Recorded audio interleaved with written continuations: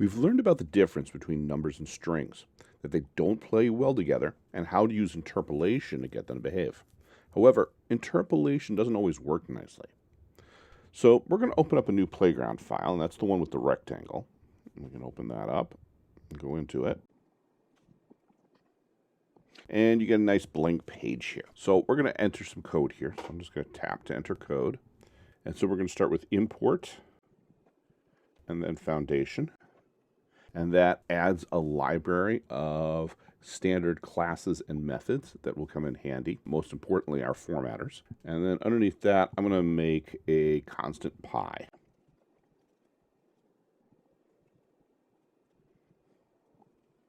I'm going to go ahead and use this print statement here.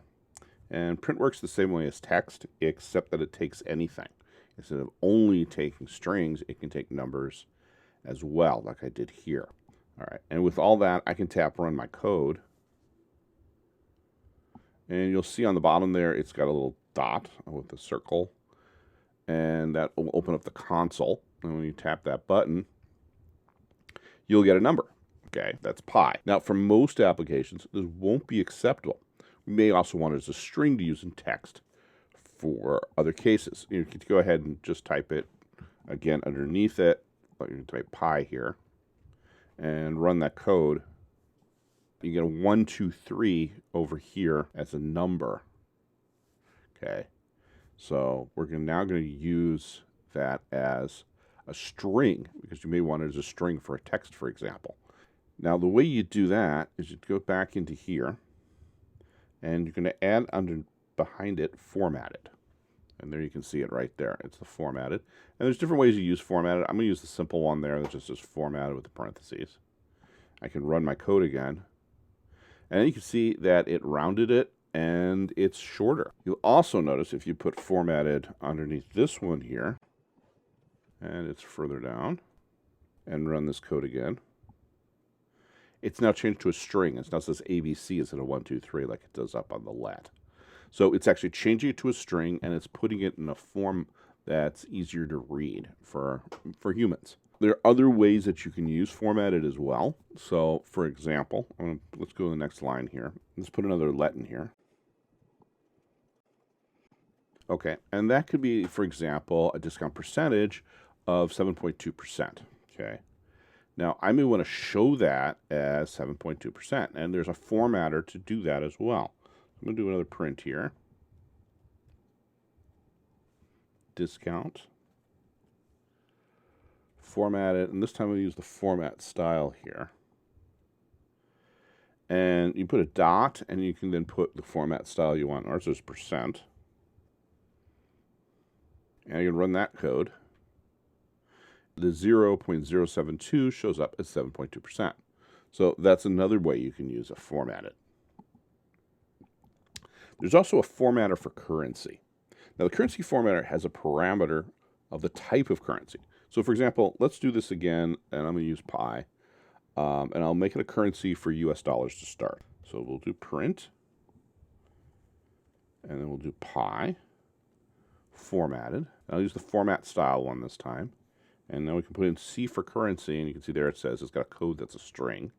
And that string is the standard format for our currencies. So for US dollars, it's USD. Okay. I can run that, and I get $3.14. Now, I can change this to euros. Run it again. And now it's in euros. And it's changing it by whatever this particular format is. And it goes to whatever the format is. For example, Japanese yen, truncate. They don't have fractional values, so that's 3 yen if I'm using that value. So it's not actually converting it to the currency. It's just formatting it for that currency, that number. Okay, so that's another thing you can do with it. And that's when it brings up localizations. Many of the formatters will use the device's localization settings to get values readable by that region. Usually, I leave it as default. So, for example, on my system, I'm the United States, so I have everything set for the U.S. region. And you just use whatever the values are, and you assume your user has those regional settings, And the formatters will do whatever it needs to handle all of those problems. Now, sometimes you're going to want to look at things in a different format, and sometimes you're going to force it. So I'm going to go up here where it says formatted, and I'm going to make a couple changes here. We go in here, I'm going to type number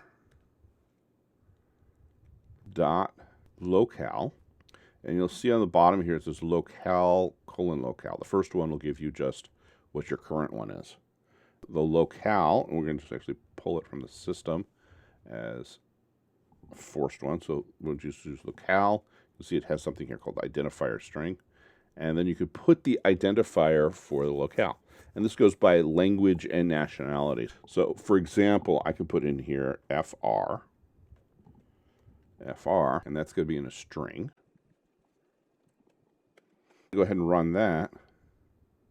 And you'll see that the pi number has now changed, that the period for a decimal point is now a comma. Now, this works for other languages as well and other regions. And so you can get some very interesting things. For example, I'll just put an AR for an example here.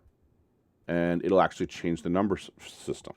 Or you can do URIN and run that. I mean, you get something completely different depending on what you are. And then, of course, I can go back here and do ENUS, run that, and I'm back to English United States. So you can do what you like for those as well.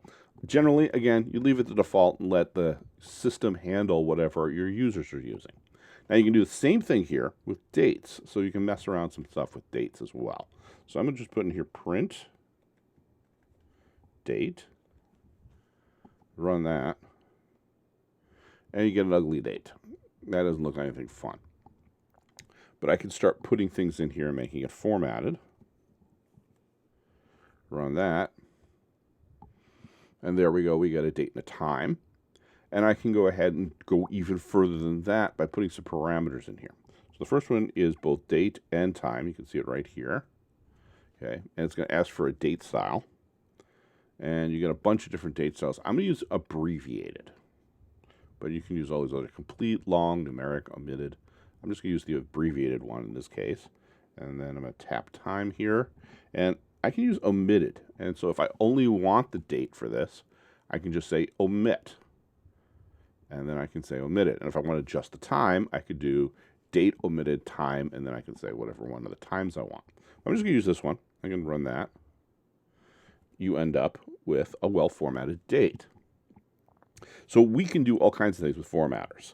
And they help us in our code when presenting data into a human-readable format. There are other ways of formatting, and we're going to get into them later. This formatter, however, is one of the easiest to use. And like I said, it handles the problems of localization as well. When you start writing your code with the text object we did in SwiftUI, you'll find formatter will be very helpful to your coding.